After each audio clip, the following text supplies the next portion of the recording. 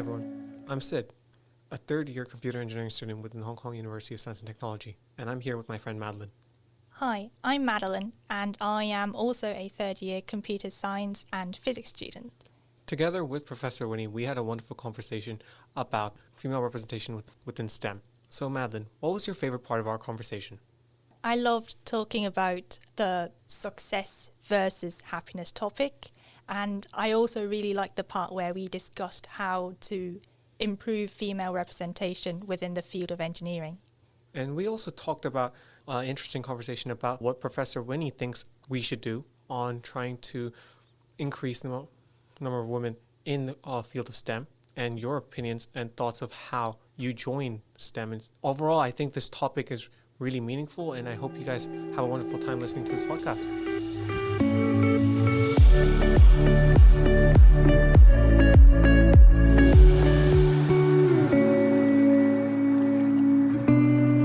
Hello everyone, I'm Sid, and today we have with us Professor Winnie.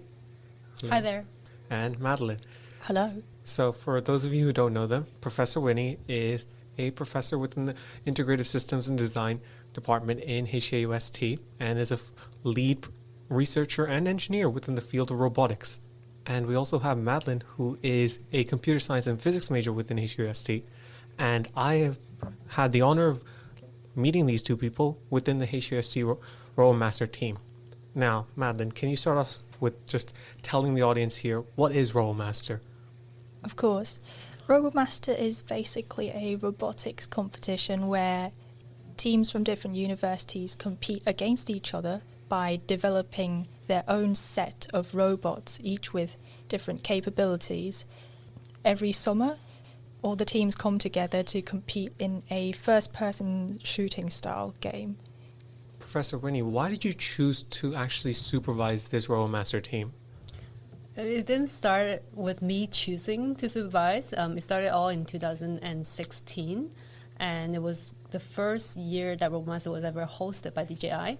And UST being such a close partner of DJI, we were kind of by invitation as the first overseas team to join. And around the same time, I've come to UST to work under the Robotics Institute. So naturally, I was very close to the students involved, and they were asking for a supervisor a little bit separate from the existing HUSA robotics team. And I was honored to be asked, to be honest, and our connection with DJI also helped with a lot of the logistics, the collaboration, and also preparing the student for such a large-scale competition that's a little bit different from, let's say, RoboCon, ROV, and other competition that UST was already participating in. I guess I also want to ask, Madeline, what do you think about RoboMaster, and what exactly do you like about it? What are the core characteristics, in your opinion, of RoboMaster, and why did you join it? Well, I joined RoboMasters mainly for the excitement of it. I think it's very different from any other robotics competition that I've seen or heard of. I was mainly attracted to it due to its almost video game-like nature. It's very competitive, and I think that is very, very attractive. Second of all, I think that RoboMasters is, how should I put it?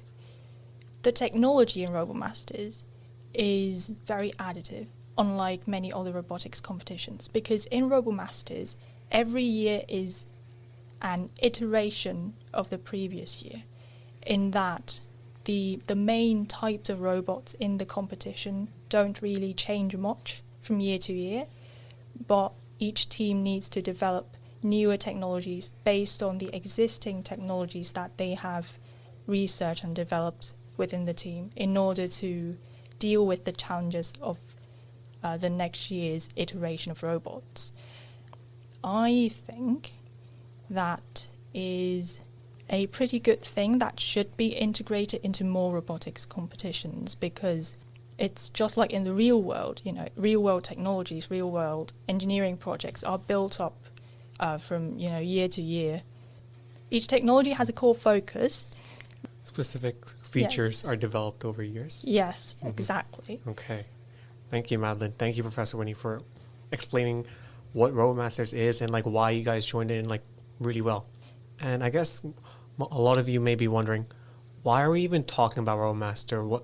What's the whole purpose of this? Well, I guess it has to start with gender representation within HUST. Now, thanks to LEAP and HUST, a gender inclusivity organization that started around 2020, from my understanding, I was able to find out that within the School of Science of HUST, we have a one-to-one female-to-male gender ratio, which is quite impressive in my opinion, considering the overall disparity in the general STEM field globally.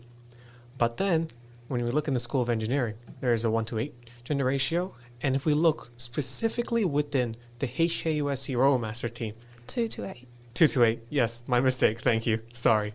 2-to-8 ratio of female to male.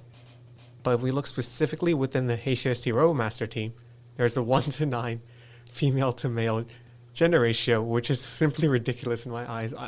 And as a member of this team, and as both of you are as well, I don't believe that we are actively trying to discourage any particular person of any identity or background to join this team. And I'm just curious as to why this is occurring. Like, I initially wasn't aware of this. It was actually one particular incident in our old lab within HASTP, which Professor Winnie was able to help us get.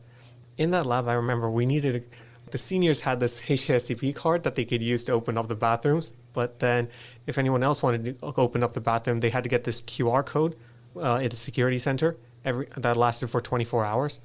And I remember there was this one day that at the time, Madeline and the 3 other female members approached the senior just complaining about the fact that they always had to go into the security center and get a QR code to open the female bathroom door. And that was the moment I realized there is a problem. There is a problem of gender representation within the RoboMaster team because there was simply no female seniors at the time. There was all male seniors. So I myself could just borrow a card of one of the senior members and just open the bathroom doors.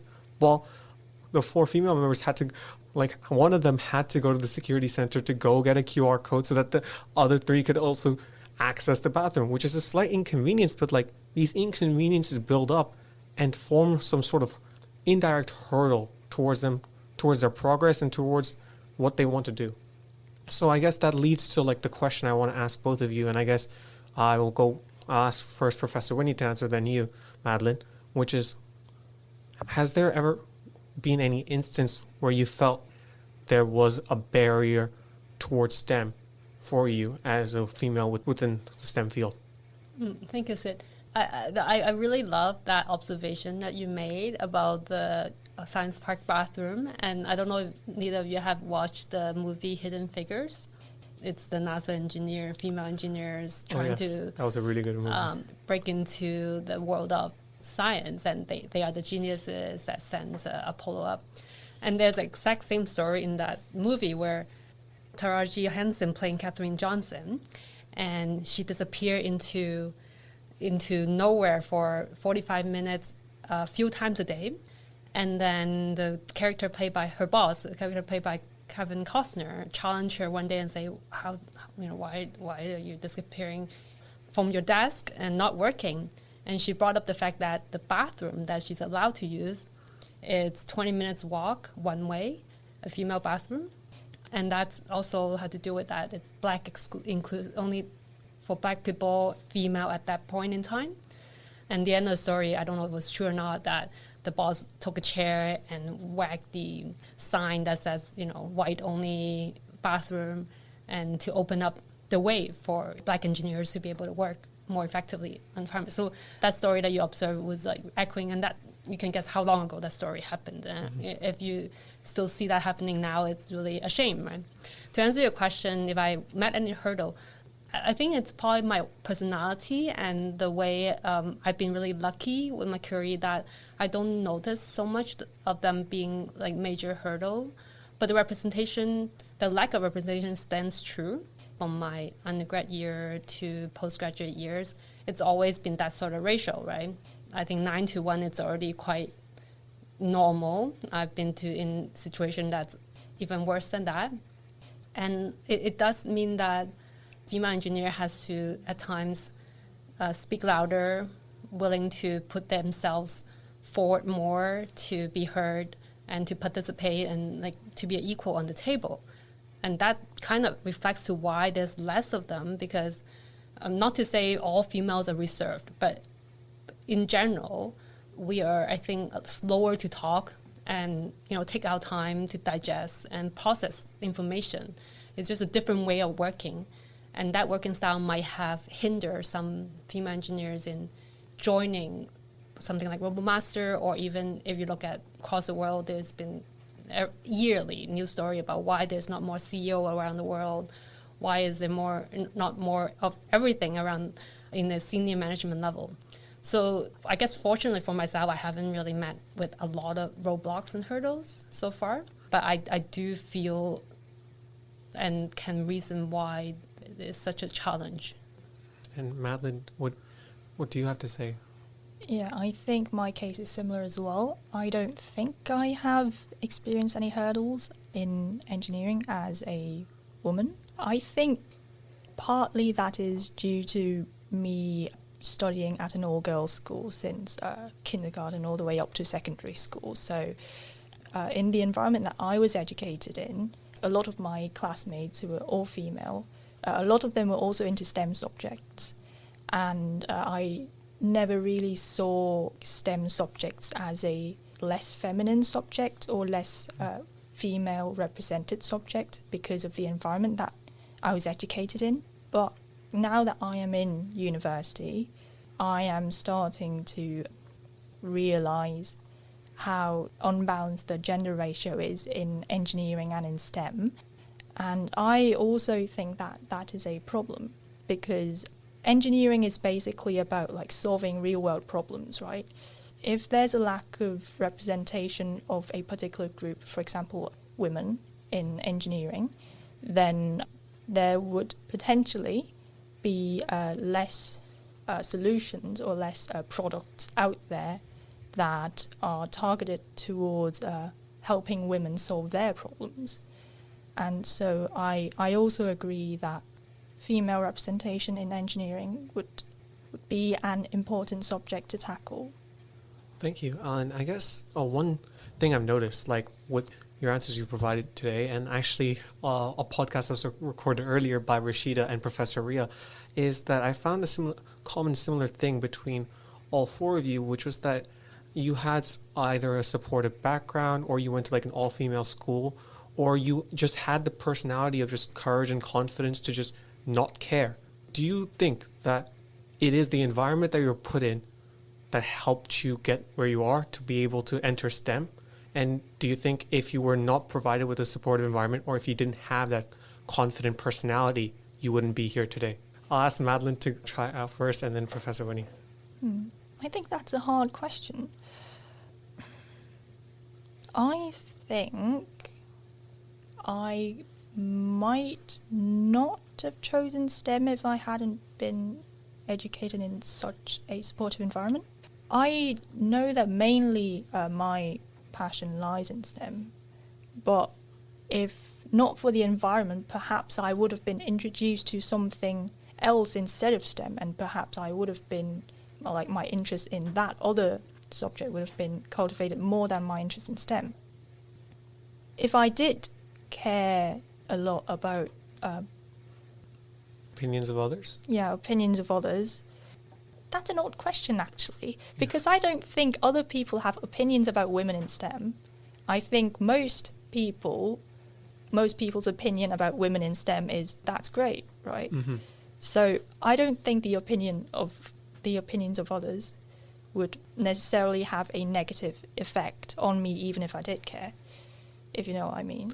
I think I do, and I want to 100% agree with you, but then I guess I can't speak for whether or not the facts do represent the fact that, people are generally just supportive that, yay, women are in STEM, because the truth is it's not always like that. And I guess it is a difficult question, and also the environment. You're already in an environment where people are like, women in STEM, this is great. But not everyone does have that.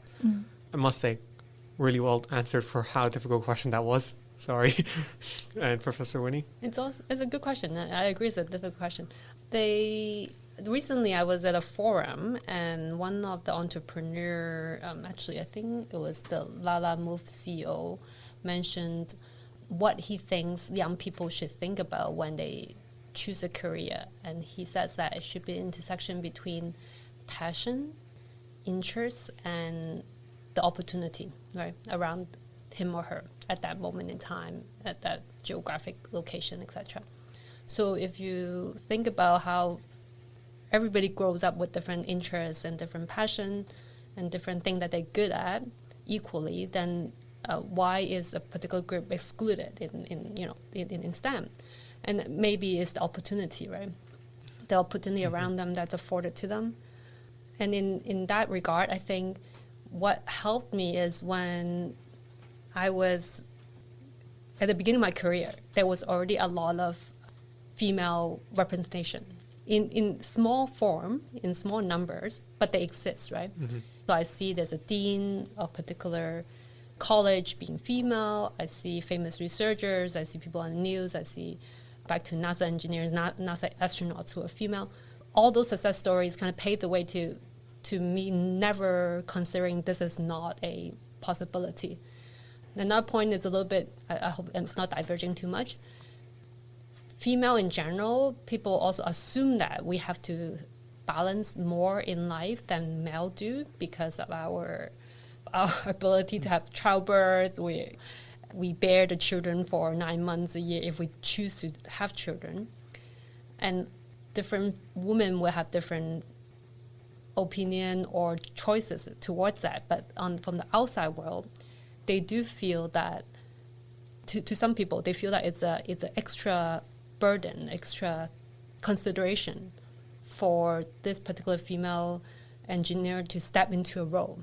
They think of it as time that will be taken away from their career. They think of it as a thing that they need to worry about when they get to the 20s or 30s. So indirectly, maybe even not out of male intention, they would make this opportunities area smaller. Again, I don't think it's necessarily because they remove it intentionally, but maybe they think that, I'm being considerate. This group of people should be able to make the choice, and then that arena becomes a bit smaller for females, perhaps. Yeah. Wow, that's a really good point. So it's like there's like a subconscious behavioral change in like providing the opportunities, if I'm assuming correctly, because they've had these stereotypes that women are going to do this. They're going to have a child. They're going to be gone for 9 months. We don't know when that's going to happen. There's a risk that they won't be able to finish Project X. Maybe we'll choose a male instead. Is that in the working world? There is a lot of that. So that's why it's hard for a female to get promoted. They might have to take a hiatus. But again, I think the world is changing. Like if you look at Facebook, under Schauberg, I think her name is, she was able to instill a lot of new initiative and prove that there's other metric, other KPI that the employees could fulfill without using time as the judgment of how much someone contribute to a particular organization. So that's like an excellent point, I must say. And I actually do want to bring back something you earlier mentioned about the Lala Move CEO, and I think if I remember correctly, you said that he encouraged the pursuit of like the passion and the important ideals, and it reminds me of the one incident. So Madeline and Darren and I, another RoboMaster mechanical engineer, were having dinner one time after doing some work in RoboMaster as usual. I think I posed a question to the two of them, just going like, so if you had to choose to pursue, would you rather choose to strive for success or happiness? And if you go either one, you may lose the other. And then I think Darren's answer was very simple and he took some time, but then he just went with, I would choose success. I'm okay to sacrifice my happiness. But Madeline, do you remember what you said, and could you tell the audience why you said that? I think I chose happiness over success. First of all, this is a tricky question, right? Because within success lies happiness. Because, if you feel that you are successful, obviously you are more likely to feel happy about yourself.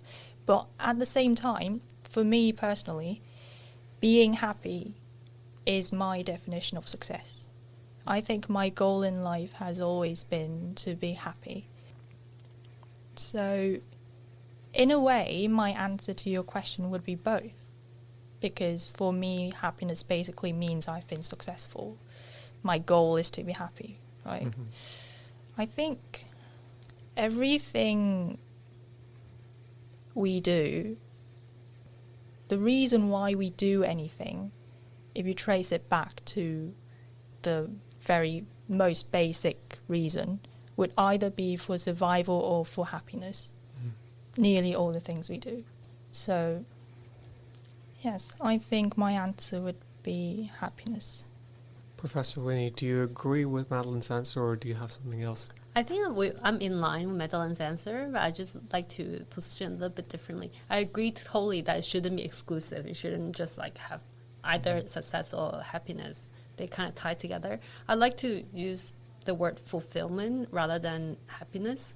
Happiness is a little bit on a surface level. Like I can be happy while I'm gaming or win a lottery, but that doesn't equate to fulfillment, right? Mm-hmm. And fulfillment, I agree with Madeline that it's highly tied to what you do and what you succeed in, and that also touch upon the definition of success. Are you talking about your own definition of success or other people's definition of success? You know, this is what parents and children always struggle with, right? You know, the children wants to do something completely different, very challenging. The parents don't feel that a successful career of choice, you know, that really speaks to the definition of success that different people have.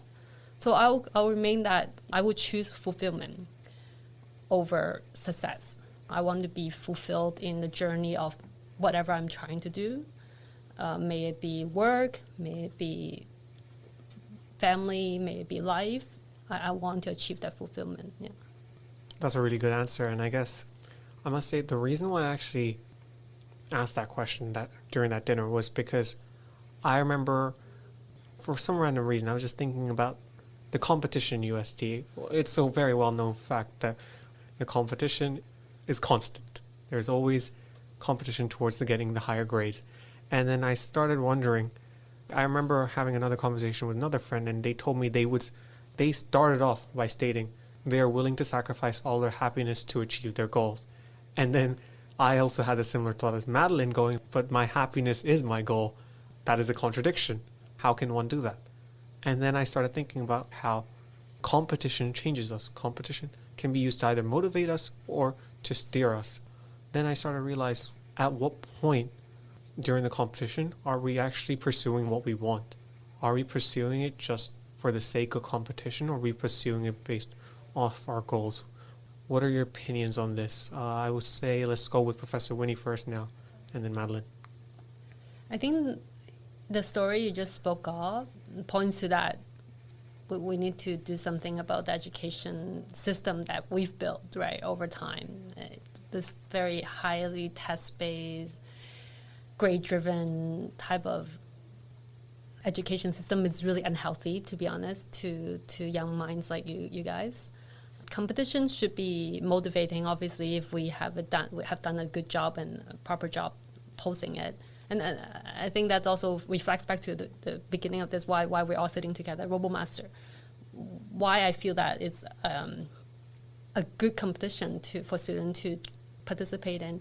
One of the promo video that the founder, the CEO of DJI did for RoboMaster, I remember him saying that the reason why he's devoting so much resources and hosting this thing is not to, I don't know, find the geniuses among you and hire them.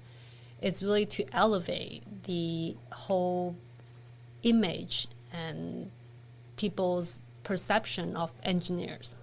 He wants to make engineers as cool and as famous as NBA basketball stars. That's his whole, dream, right? Oh, if we can do this competition, broadcast it worldwide, people will be looking up to these young people as much as Michael Jordan kind of thing. And I think with such a motivation behind building competition or creating a system of competition, that's the right way to do it. You're really just trying to encourage people to compete, to elevate each other, to make themselves better. So I'm not sure if I answered your question, but I think, again, competition it's a double-edged sword in a sense, and really how you use it. Yeah. No, I think it was greatly answered, and I also find it quite interesting that Frank Wong, I'm assuming, also had a similar way of advertising RoboMaster as Lawrence, the first year captain who recruited me. And I remember he used like a similar approach of just like trying to emphasize like I was like a ballerina to show yourself, to prove yourself to the world that you can create the coolest robots, the most amazing robots. And I guess now we'll go to Madeline for your answer. I pretty much agree with what Professor Winnie said, and I don't think I have much to add to that. But what Professor Winnie mentioned about the education system, I absolutely agree. I do agree that there is too much focus on competition, and I also think that is aggravated by the current societal expectations on young people, right? In perhaps the society in Hong Kong and also many other places in the world, which is your career goal should be to pursue higher education. And I think that is a bit overdone. I'm not sure how this kind of view kind of happened in society, but I don't agree with it. I think I'm going a bit off topic here, but No, that's fine. By all means, continue.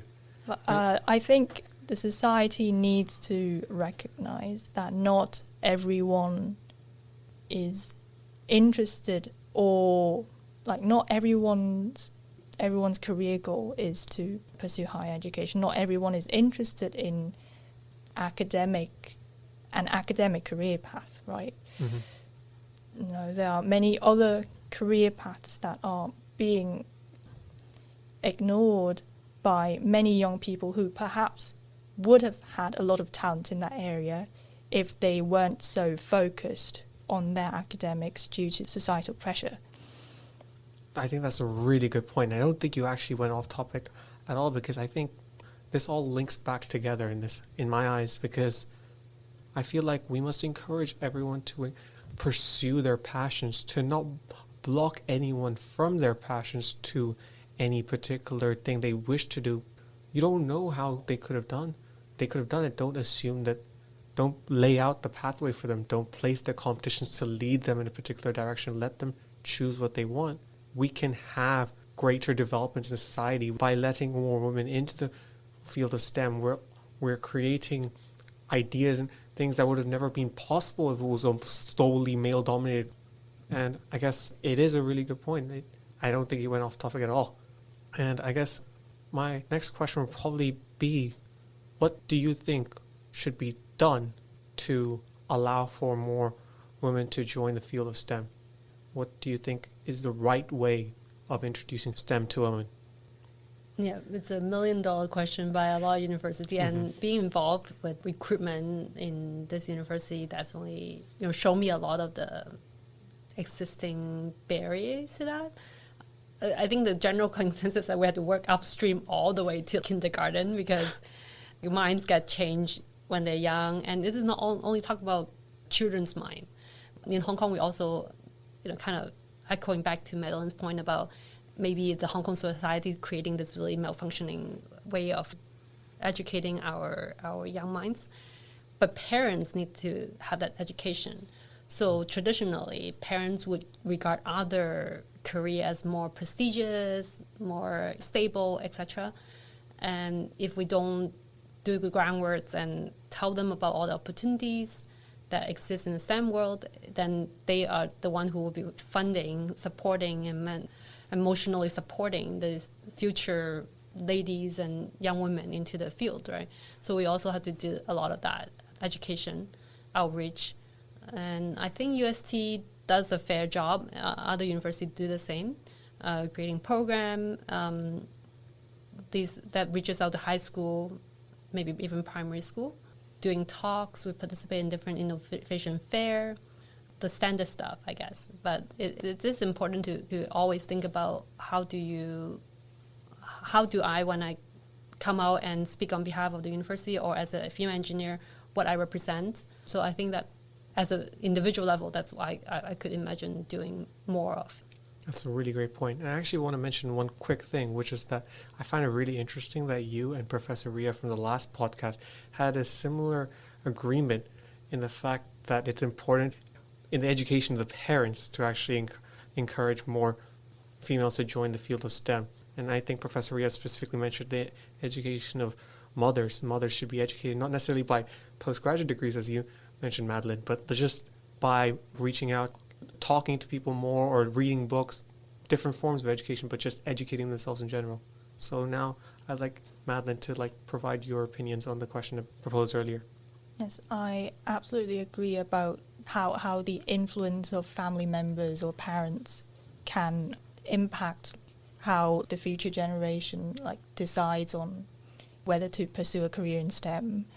Because my dad is an engineer, so I think that is a very big reason why I ended up studying STEM in the first place. I have also noticed that in recent years there have been a lot of more and more STEM-related competitions, not only in general, but also ones that are targeting girls, young girls. And I myself have participated in a few of those competitions back in secondary school. And that's why I also think outreach activities or competitions, workshops, stuff like that, towards young students is very important. Being back when I was in secondary school, joining those workshops or competition, being in an environment where I am surrounded by fellow girls, young girls also interested in the same things as I was, and being taught in workshops by female engineers, that has been pretty inspirational, and really, I really agree that there should be a lot more of these things happening. Mm-hmm. I'll add one more point, sure, actually. go ahead. I think it's true that I think in another group at UST, I think among the women faculty, we have I hate to call it support group. It's a group that, we encourage each other. Mm-hmm. I think I really appreciate, for example, Sid hosting today's podcast, because as a male student and future engineer, you recognize this very early on. And as any problem of the world problem, it doesn't take one gender to solve, right? Mm-hmm. The fact that we have equal partners at the table, recognizing this, talking about it, it's already a big step to me. And maybe more of that can be done in fun and less serious fashion. We're not just dwelling on, all the pain that women has to go through getting to STEM, but recognizing that there's more that can be done from both sides of the gender to support that movement, I say. Thank you for the point and the appreciation. And I hope that we keep leading towards a world where there is no need to thank my actions, it becomes just a part of the norm and expectation. But I would like to also now start the final concluding messages. So I will go with Madeline. Can you begin by giving your final statements on one last thing you would like to tell the viewers on what they can do to be more inclusive and to perpetuate more women to join the field of STEM? Sorry, I know it's a difficult question. Take your time. I'd say what would help is for people to stop seeing, in a way, to not see women in engineering or women in STEM as something special, because I know sometimes it's not done in malintention. Sometimes it's just, wow, woman in STEM, wow, great. But I think subconsciously that perhaps would discourage some females or young girls who are interested in STEM, because subconsciously there's still an effect, right? It's not usually a thing. Girls don't usually go into STEM. And another thing would basically be more education, more outreach activities. Very important. like as we've mentioned before. Yeah, I don't think I have much to add to that. Thank you very much, Madeline and Professor Winnie. I always say find a role model. The two of you here, among the three of us, I think are very good example of what happens when you are willing to try out different things. Like, I don't know how you both fall upon the opportunity of joining RoboMaster. It's a small team that have limited resources. We didn't promote very much, but yet, you still took the step and join a group like that. And I think young people should have that curiosity, should have that. It's not even courage, just that curiosity to try different things so that they learn more about themselves. We talk about passion, and it's really a huge thing to ask of an 18 or 19-year-old to what their passion is. I don't think I realized what my passion was back in that age. So in order to really find your passion, it takes time, and it takes you to experience different things of the world, different things around your life. So yeah, find a role model, think about how he or she succeed in what they did, and don't be afraid to try out different things. Yeah. Thank you very much. Those are really great answers. And thank you again for coming to this podcast today. Thank you. Thanks.